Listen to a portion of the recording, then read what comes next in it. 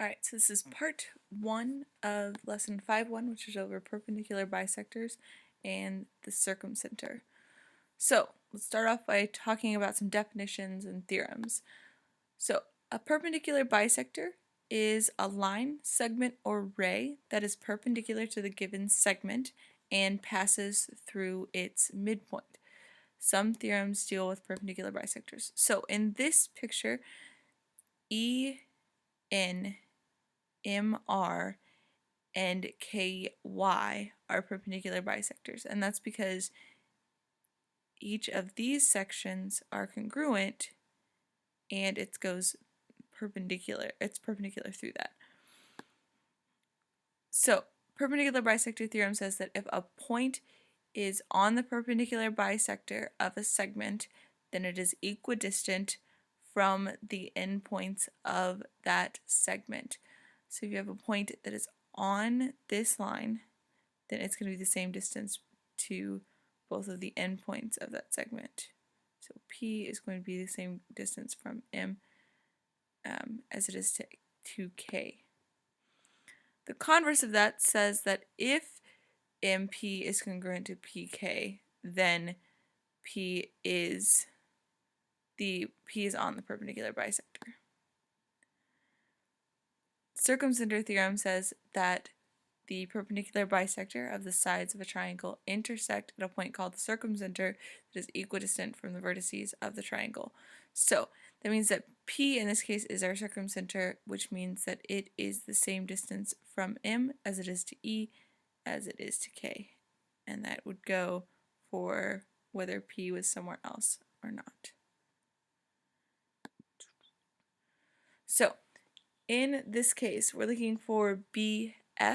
So AB is 4.2, and since this is our perpendicular bisector, we know that because these are equidistant, that means that BF will equal AB, which means that BF equals 4.2. If I was asked to find AF, all I'd have to do is take and realize that AF is just AB plus BF, and AB and BF are congruent, so that means that AF is basically AB plus AB, or 4.2 plus 4.2, which is 8.4. So now you should pause the video and try these two on your own. Alright, so hopefully you had time to do that. XW is going to be 12 because if these are congruent, that means that it's a perpendicular bisector, which means that these are equidistant here.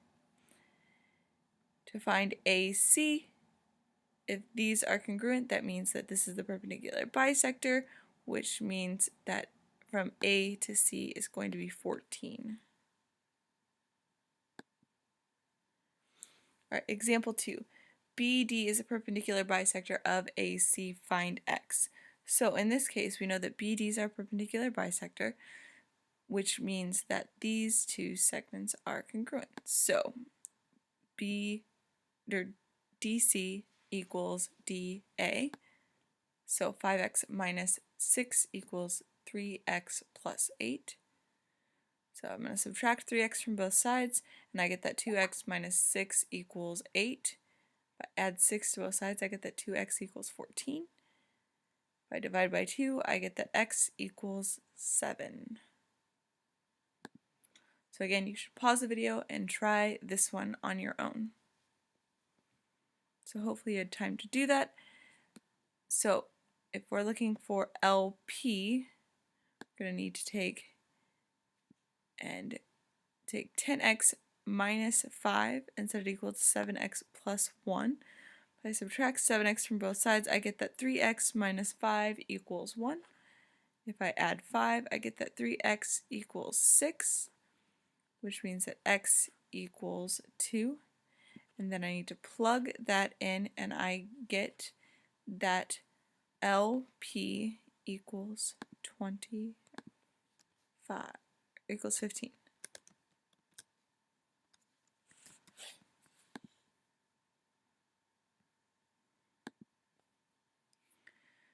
So in this case, point P is the circumcenter of triangle EMK.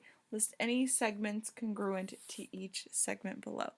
So, MY is going to be congruent to YE because it's a perpendicular bisector, which means it splits this in half. And KP is going to be congruent to MP and EP because both of those are from the circumcenter to the outside.